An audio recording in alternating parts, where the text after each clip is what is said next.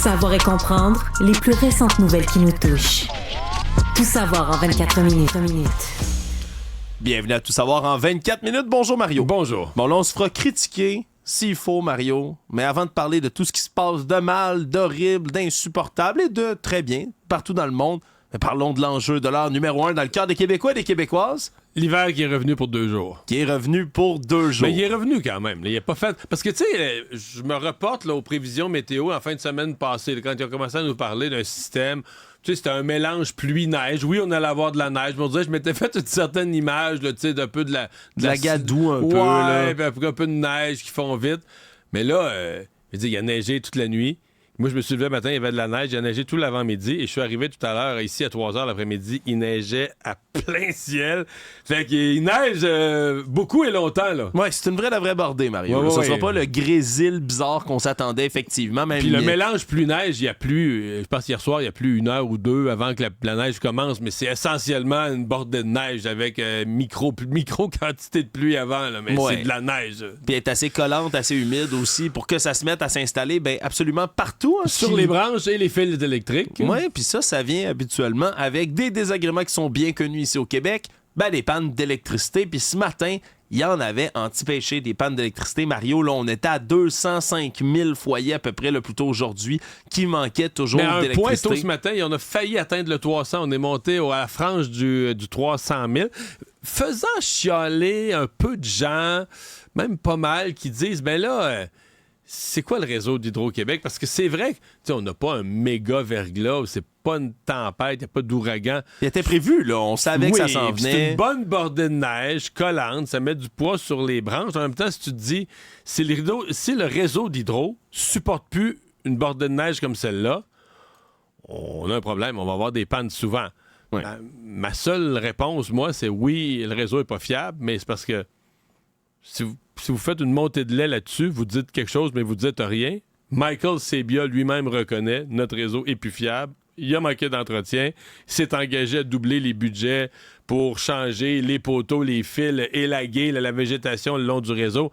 Donc, il y a une reconnaissance du grand patron d'Hydro qu'on a un sérieux problème de fiabilité. Puis qu'une fois que le grand boss le reconnaît, je veux dire, j'ai un peu l'impression d'enfoncer une porte ouverte, là, de chialer contre ça. C'est déjà reconnu, puis là, une fois qu'il l'a reconnu, je veux dire, Michael Sabia fera pas tous les travaux lui-même dans une journée. Là, c'est une affaire de, à mon avis, reprendre le dessus sur un réseau de cette ample, de cette grandeur-là, au moins 4-5 ans. Là. Lui, il nous promet qu'on va voir des effets là, qui vont commencer aux endroits les plus stratégiques, qu'on va voir des effets progressivement, une réduction. Il s'est même fixé un objectif, c'est de réduire 35 je pense, le nombre de pannes dans 5 ans, quelque chose comme ça. Mais je trouve qu'aujourd'hui, quand même, on le sent. Tu te dis, OK, je regardais les branches. Ça l'image bien, là. C'est vraiment surtout ça. C'est pas la tempête du siècle, c'est pas le verglas du siècle. Tu te dis, OK, on est rendu à 300 000 foyers sans électricité pour ce bordé de neige-là.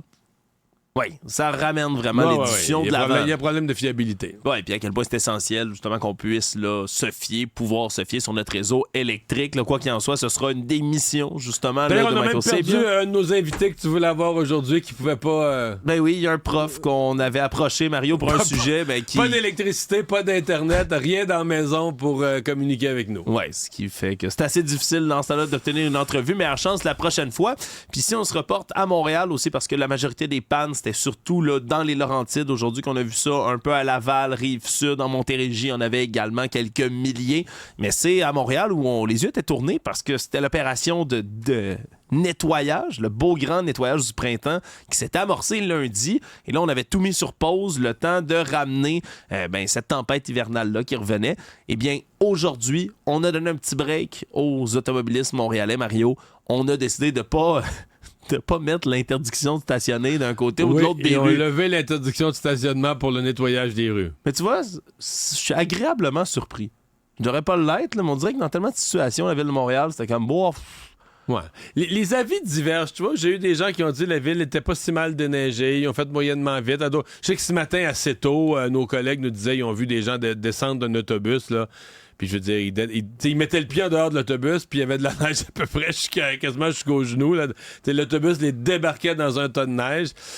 Ben, c'est certain que c'est pas simple là, dans une ville comme Montréal. Puis quand ça tombe dru, ça tombe dense comme ça. On ne la chargera pas. Non, on la chargera pas parce que, tu le dis, c'est une tempête qui devrait durer 2 jours. Là. Pas la tempête au complet, mais disons l'accumulation de neige parce qu'en fin de semaine... Il annonce des 10, 12, 14, 16 après, donc elle devrait fondre. Elle devrait fondre, du moins on va se croiser les doigts dans les prochains jours, mais avec une belle fin de semaine comme celle-là, ça se pourrait qu'on voit tout ça disparaître.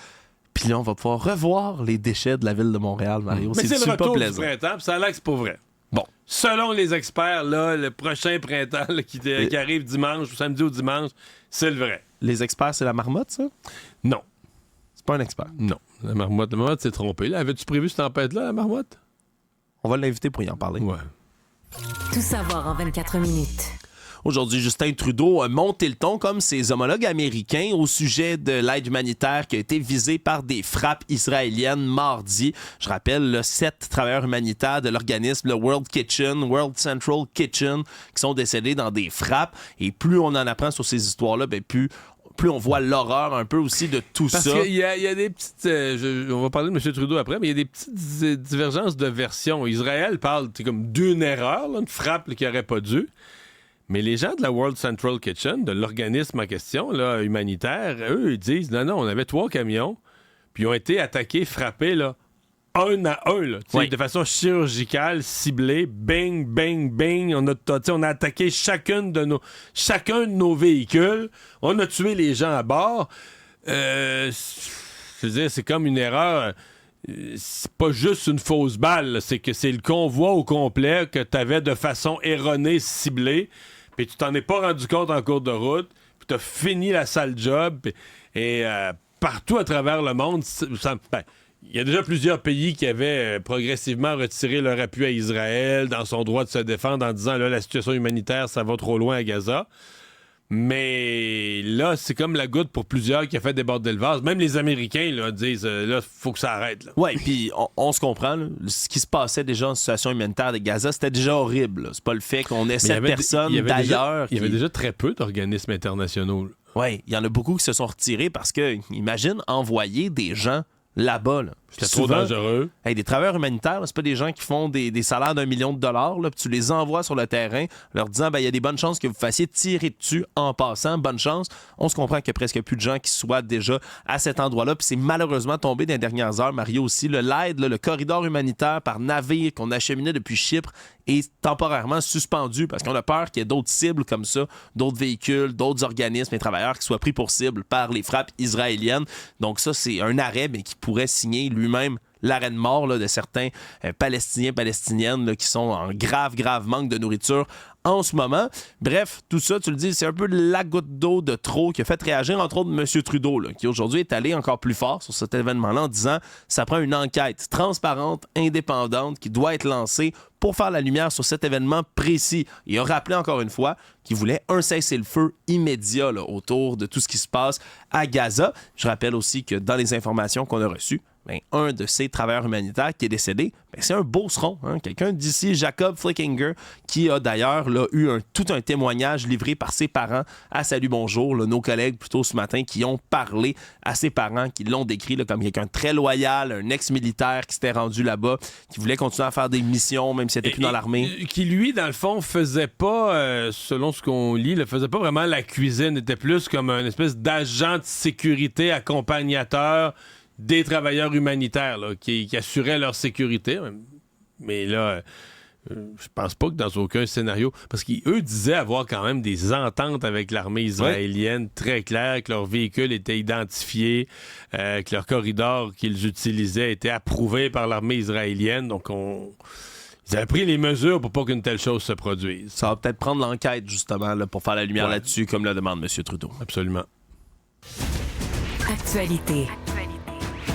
Nouvelle de dernière heure qui nous parvient, Mario, un jugement de la Cour supérieure qui vient en invalider un autre de première instance et qui concerne quelqu'un de très connu ici au Québec, l'ancien premier ministre du Québec, Jean Charest, qui n'aura pas à recevoir 700 000 $ de la part du gouvernement du Québec. Là. C'est ce que la Cour a tranché aujourd'hui. Parce que je rappelle, il y avait une poursuite intentée par M. Charest là, qui réclamait 717 000 $ de la part du gouvernement du Québec. Il faut se rappeler qu'il avait obtenu, et ça, il ne perdra pas, il avait obtenu 385 000 $ pour la divulgation de ses renseignements personnels. Mais à ce moment-là, lui avait dit, ouais, mais il y a d'autres choses. Là, une fois que j'ai gagné ce point-là, ça va plus loin. et avait réintenté une poursuite finalement encore plus grosse contre le gouvernement pour abus de procédure. Disait donc que le procureur général avait fait un abus de procédure dans le traitement du dossier. Oui. Et sur celle-là, pour l'instant, il gagne pas. Non, il gagne pas. C'est le juge Gregory Moore là, qui a réfuté les affirmations de l'équipe d'avocats de M. Charest là, qui disait, entre autres, là, mais que l'UPAC avait pas mis en place les mesures pour éviter qu'un employé fasse des fuites ailleurs. Et là, le juge a répondu qu'il y a une enquête depuis 2018 pour trouver qui a fait les fuites au sein de l'UPAC, puis qu'il n'y a jamais personne là, qui a été mis en accusation autour de ça. Donc, on n'a pas la preuve formelle que l'UPAC a mal fait, puisque l'enquête est encore ouverte théoriquement de ce côté-là. Aussi, après ça, c'est impossible de savoir comment les documents ont transité. M. Charest affirmait que Québec avait pris du temps attendu jusqu'à la fin du procès pour divulguer des termes auprès de l'UPAC. Et là, tout ce qu'on dit du côté du juge, c'est que c'est pas exact ce qui a été affirmé là, par l'équipe de M. Charest, qui va avoir quand même 30 jours pour porter la cause en appel une nouvelle fois. Donc, pourrait y avoir plus de suite dans tout ça, Mario. Mais c'est certain que ça fait toujours jaser quand on parle comme ça là, d'une poursuite, on s'entend, d'un ancien premier ministre. Les gens avaient réagi fortement. Les gens ont des avis divergents. Je pense qu'il y en a des gens qui étaient plus des libéraux et qui pensaient que toute cette enquête de l'UPAC là, sur le Parti libéral, sur Jean Charest, était exagérée. Il y en a d'autres qui pensaient que c'était justifié. Mais la journée qu'ils ont su que Jean Charest avait reçu de l'argent, là, reçu des sommes, donc non seulement l'enquête n'a pas conclu à rien, il n'y a pas eu d'arrestation, il n'y a pas eu de condamnation dans cette enquête-là, mais que l'État a dû verser de l'argent, ça avait provoqué des réactions. Et le jugement d'aujourd'hui, si je pense qu'on avait eu un autre 700 000 là, de remis, ou même une partie du montant remis à Jean Charest, je pense que ça aurait provoqué d'autres réactions, mais bon, le juge en a décidé autrement. Tout savoir en 24 minutes. C'était ce matin que le grand patron d'Aéroport de Montréal, Yves Beauchamp, présentait son grand plan là, pour être capable de moderniser les installations de l'aéroport Montréal-Trudeau. Parce qu'il y a plusieurs rapports dans les dernières années qui sont sortis et qui ont expliqué à quel point, avec l'augmentation du trafic aérien, ça risque d'être une situation insoutenable là, du côté de l'aéroport. Mais non seulement ça, mais aussi tous les problèmes, je veux dire, classiques, en riant un peu, qu'il y a à l'aéroport Montréal-Trudeau, Mario. Là. À commencer par le débarcadère. Là. On s'entend-tu qu'il n'y a pas un moment de l'année, de la journée, de la semaine où tu peux te rendre à l'aéroport de Montréal sans que le débarcadère, là, ce soit une file, là, bumper à bumper, de voitures là, qui doivent se rendre pour aller débarquer ou rembarquer des gens. Et là, c'est un plan de 4 milliards de dollars qui est présenté comme ça par Aéroport de Montréal. Puis 4 milliards seulement pour la première partie. Là. Ajouter du stationnement, ajouter des nouvelles portes d'embarquement et de tripler la capacité du débarcadère. Mais on s'entend, là, c'est un coin qui est comme tellement... c'est tellement coincé, il y a tellement de stock autour de l'aéroport Montréal-Trudeau que c'est difficile de s'imaginer comment ils vont s'y prendre. On grandit de l'intérieur, en tout cas, on utilise au maximum les espaces, quoique le président me disait aujourd'hui à LCN qu'ils ont les espaces en termes de pistes. Là. On n'est pas plus mal pris qu'Heathrow. On a le genre de piste de longueur de... Puis Heathrow a 2 fois et demi, si c'est pas plus, quasiment 3 fois le nombre de passagers. L'aéroport de Londres. Oui, l'aéroport de Londres, exactement. Un des plus gros au monde. 3 fois le nombre de passagers. Mais est-ce que c'est mal? En tout cas, là, écoute, on reconnaîtra plus ça, là. C'est les gens qui connaissent l'aéroport, là où il y a le stationnement, ça va être de nouveau débarcadère. Le débarcadère actuel va être en 2020. Quand tous les autres nouveaux débarcadères neufs vont être prêts, celui-là va être détruit. Il va y avoir... C'est complètement une autre configuration, mais complètement une autre configuration des lieux. Puis on a dit que toute la zone débarcadère, enregistrement, ça va tripler en superficie. Donc, pour donner de la place aux gens, se promener avec leurs bagages, chercher leur comptoir. Non, puis on va rajouter des comptoirs. Il y aura plus de comptoirs. Oui. J'ai hâte de voir. On se donne 4 ans. Oui. Mario. Puis on nous promet qu'on va construire du nouveau pendant... C'est-à-dire qu'on n'aura pas les 2 pieds constamment dans un chantier. On n'aura pas le sentiment tant que ça. Oui, on va avoir des travaux à côté, mais qu'on n'aura pas tant que ça le sentiment de marcher dans un chantier. Là. C'est ce qu'on nous promet. Mais je pense qu'on n'a pas le choix. Là. La ville de Montréal, une ville majeure qui, au niveau aéroport, est l'objet de plaintes des touristes. On dit toujours l'aéroport, c'est le premier contact du touriste avec la ville.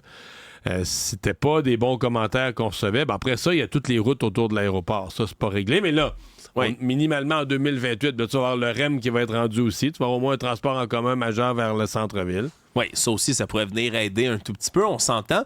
Il y a une autre demande aussi qui a été faite là, du côté là, de M. Beauchamp, c'est de revoir le bail qu'il y a aussi avec le fédéral. Là, parce que de ce qu'on se comprend, on a jusqu'en 2072, là, on a l'aéroport. Là, les exploitants le possèdent. Le problème, c'est qu'en 2072, théoriquement, ils sont censés le rendre à Transport Canada avec une dette de 0$. C'est supposé comme tout ordonner et dire « Ouais, on a tout fait, il n'y a pas de dette, tout est beau ». Le problème, c'est que là, la dette, on la calcule à peu près à 350$ par passager. C'est comme 7,3 milliards, mettons, si on le multiplie par le nombre de voyageurs par année qu'il y a. Donc, il y a une dette importante autour de tout ça. Et ce qu'a demandé M. Beauchamp, c'est d'ouvrir la porte à du financement privé aussi, qui pourrait venir aider l'aéroport de Montréal. Quand on rentre là-dedans, c'est toujours un peu sensible, on peut le dire. Oui, ça va être à voir. Mais le modèle des aéroports au Canada est pas terrible. Hein? L'entente qu'il y a avec le gouvernement fédéral fait que les tarifs aéroportuaires, parce que quand tu achètes ton billet d'avion, il y a toutes sortes de composantes. Bon, pour la composante billet d'avion lui-même, on dit déjà, on n'a pas beaucoup de concurrence au Canada, on a moins de joueurs qu'aux États-Unis, qu'en Europe, le billet coûte plus cher. Mais dans le billet, il y a une autre composante qui est les frais. Tu sais, la compagnie d'aviation, elle, au-delà de ses profits, de son fonctionnement, il faut qu'elle paye des frais aéroportuaires. Et au Canada, on a les frais aéroportuaires parmi les plus élevés au monde. Donc, c'est une combinaison de facteurs qui font que notre billet d'avion ici est plus cher qu'ailleurs. Savoir et comprendre, tout savoir en 24 minutes. On a eu du suivi dans le cas de ce procès, Mario, là, qui se fait là, pour le meurtre de Jimmy Méthode. Procès de Véronique Manceau, la femme qui est accusée là, de meurtre premier degré, d'outrage à un cadavre à la personne de M. Méthode. Une histoire de fou là, que vous avez sûrement déjà vu passer dans les médias. Là. Je la résume. L'homme, en septembre 2021, se rend chez Mme Manceau. Il y a plein d'autres gens qui sont là. Un mineur, un adolescent, de ce qu'on comprend, est là aussi. Est invité, se rend sur place. Et maintenant, ça dégénère. Il y a une chicane, bagarre, à quel point où, à un certain moment, il est séquestré, frappé et même torturé par Mme Manceau et les gens qui sont sur place jusqu'à finalement lui faire boire ni plus ni moins que du liquide inflammable, ce qui finit par le tuer sur place. Et par la suite, on le découpe en morceaux dans le garage et on essaie de faire disparaître toutes les traces du meurtre qui a été commis à ce moment-là. Il y avait tellement de questions autour de cette histoire-là. Mario a commencé par... Mais comment un souper, là, une chicane dans un souper, ça arrive? Comment ça finit qu'il y a un type qui se fait découper dans le garage? Là? Torturé, découpé dans le garage, mais qu'est-ce qui s'est passé? Et là, on n'a pas toutes les réponses, mais peut-être une partie, une composante de tout ça, qui est l'abus de substance, l'abus de drogue, Mario, qui a été relaté, entre autres, par celui qui était un adolescent à l'époque, là, qui s'est fait quand même menacer d'outrage au tribunal, parce que ça fait, depuis le début de son témoignage hier, il se traîne les pieds. Des trous de mémoire un peu. Ouais, se souvient de rien de cette soirée-là, s'en souvient pas à quel point il faut lui faire rejouer de ses témoignages qu'il avait livrés à la police plus tôt, où il était pas mal plus loquace. Et c'est, entre autres, ce qu'on a refait jouer aujourd'hui en parlant du fait que l'accusé, Mme Manceau, aurait consommé du crack. Il aurait été dans une espèce de délire dans lequel elle accusait M. Méthode d'être un espion, lui donnait des claques d'en face en lui disant « Tu sais pas ce que t'as fait, t'es un espion », dans lequel, tout le long du processus, jusqu'à l'exécution de l'homme en question, M. Méthode aurait répété qu'il comprenait rien, qu'il savait pas ce qu'il avait fait, puis qu'il comprenait pas pourquoi cette situation-là arrivait. Ça reste complètement bizarre et déjanté, Mario, mais le fait d'avoir consommé des substances, dont du crack dans ce cas-ci, pourrait amener une partie de la réponse de pourquoi c'était fou comme ça, cette histoire-là. Il en reste beaucoup du procès, Mario, on verra pour la suite, mais quand même, quelle histoire, sincèrement. Économie. C'est pas la première entreprise à laquelle on pense quand on se dit je vais aller acheter des actions. On va voir, ça va monter. Mais c'est-à-dire que c'est pas une entreprise qui vend cher, mais c'est une entreprise qui vend beaucoup. Oui, puis vend pas cher, gagne cher, Mario. C'est comme ça qu'on peut décrire Dollarama, bien évidemment, franchise là, des produits à 1$ et à petit prix. Puis on avait déjà dit, tu sais, avec l'inflation, les gens vont chez Dollarama, ils avaient déjà présenté des résultats mirobolants, puis on se disait, à un moment donné, ça va ralentir, mais on dirait que ça ralentit jamais. Hein? Comme l'inflation, les prix dans les épiceries ont augmenté en fou, mais pour les premières nécessités, il y a beaucoup de gens qui continuent à se rendre chez Dollarama. Là. On On avait déjà fait ici avec notre collègue Isabelle Maréchal, t'en souviendras, Mario, Oui, des comparatifs. Son huile d'olive, je me souviens plusieurs produits, mais que c'était vraiment moins cher. Oui, mais surtout l'huile d'olive, là, fait partie des produits, si je ne m'abuse, là, à l'épicerie qui ont le plus augmenté. Là, avec l'inflation, on parle d'au-dessus de 50% d'augmentation de prix.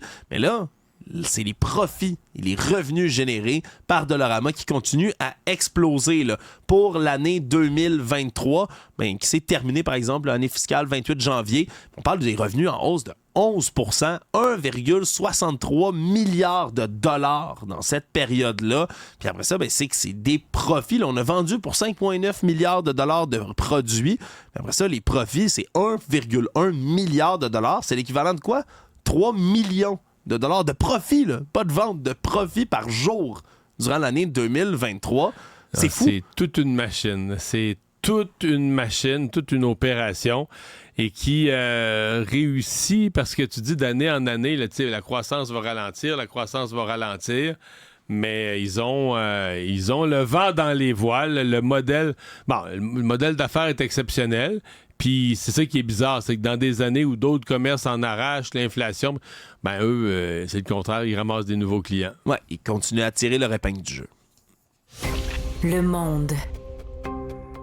Je parlais un peu plus tôt de la réaction, du ton qui a monté de ce côté-ci de la frontière avec M. Trudeau qui réclamait une enquête indépendante, mais c'est des États-Unis, là, vraiment, là, qu'on s'attendait plus de gravité, si on veut, dans leurs propos au sujet, bien évidemment, des frappes qui ont frappé un convoi humanitaire là, du côté israélien. Et Joe Biden, le président américain, avait justement un appel aujourd'hui avec Benjamin Netanyahou, le leader israélien, pour parler justement de tout ça. Puis c'est... on pourrait le dire comme ça, Mario, presque historique aujourd'hui, là, à quel point le ton a monté, parce que les États-Unis sont un allié indéflectible là, d'Israël, à peu près dans toutes les situations. Mais là, on a dit que le soutien américain deviendrait conditionnel aux efforts de protection de la population civile à Gaza. Ce qui, on n'a jamais remis en doute jusqu'ici là, le fait d'aider militairement Israël. Ça a vraiment changé aujourd'hui, Mario. Oui, puis je pense que les Américains avaient comme pas le choix.